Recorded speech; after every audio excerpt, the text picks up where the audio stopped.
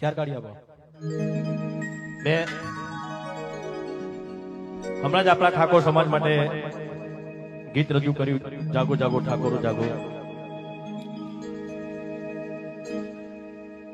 તો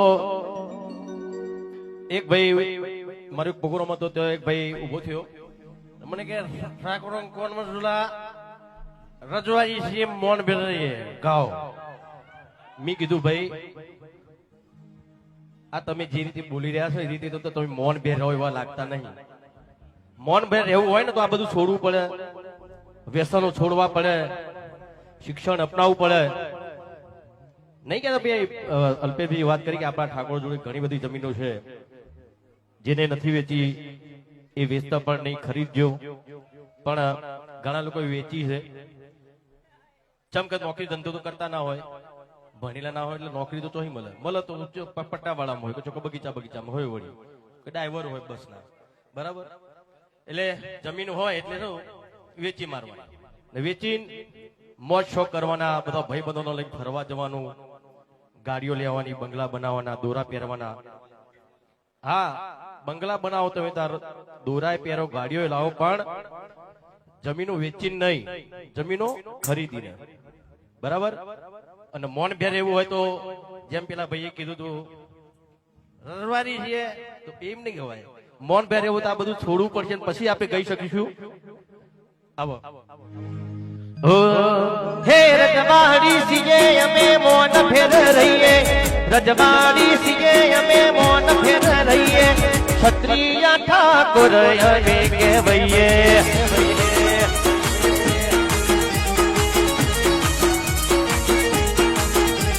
હે રજવાડી પાઘડી અમે કરીએ, રજવાડી શાખાય અમે બોધીએ, હાથમાં તલવાર અમે રાખીએ. સાચી વાત છે. આપણા ક્ષત્રિય સમાજની શાન છે હાથમાં તલવાર. પણ એક હાથે તલવાર હોય તો એક હાથે પેન રાખવાનું ચાલુ કરી દેજો અલ્પેશભાઈ. સાચી વાત સાહેબ? હા, એટલે ટૂંકમાં ભણવાનું ચાલુ કરી દેજો. આપણને કभी 10 ભણ્યા હોય, 10મું ભણ્યા પછી એક વિષયમાં ફેલ હોય એટલે પરીક્ષા જ નહીં આપતો હોય, બોલો. પણ ભાઈ ભણજો, ભણશો તો જ બીજા સમાજની જેમ આગળ તમે વધશો. અને ત્યારે જ આપણે કહી શકીએ ને ભાઈ, હો ઠાકોરો ન કોણ મસુલા, ઠાકોરો ન કોણ મસુલા, ઠાકોરો ન દુઃખ મધુરા. હે ઠાકોરો દિલના ભોળા, દિલના ભોળા, દિલના ભોળા રે, મને વાલા લાગે રે, ઠાકોરો વાલા લાગે રે, મને વાલા લાગે રે, ઠાકોરો વાલા લાગે રે.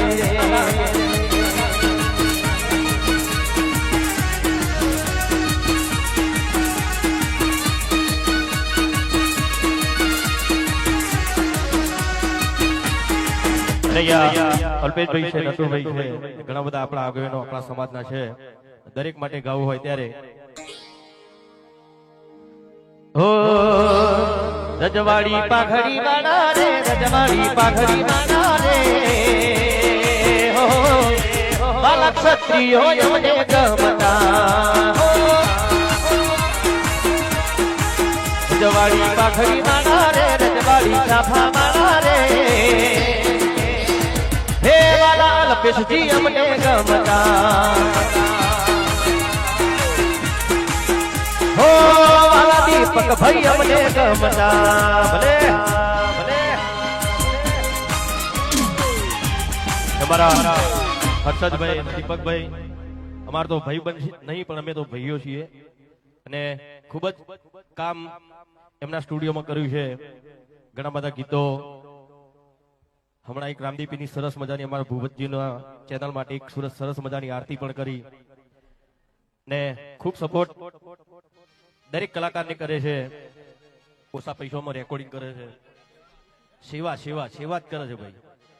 એટલે ખરેખર હા, અને ઠાકોર સમાજ માટે તો પહેલા એટલે ખરેખર અભિનંદન છે. અને આટલું સરસ મજાનું આયોજન જય ભવાની ગ્રુપ હા મફતે કરેલું જ છે ઘણું બધું. મારી પિક્ચર નો મ્યુઝિક નો ખર્ચો હોય ને તો 6, 8 લાખ રૂપિયા પિક્ચર ના મ્યુઝિક નો ખર્ચો હોય. પણ જ્યારે મારી પિક્ચર હોય ને પ્રોડ્યુસર હર્ષદભાઈ દીપકભાઈ મને કે ભાઈ અમારા વિક્રમભાઈને પિક્ચર માટે મ્યુઝિક કરવું છે, તો હર્ષદભાઈ દીપકભાઈ એમ જ કે ભાઈ જે કહેશે ને વિક્રમભાઈ જે કહેશે એટલામાં આપણે કરવા તૈયાર છીએ.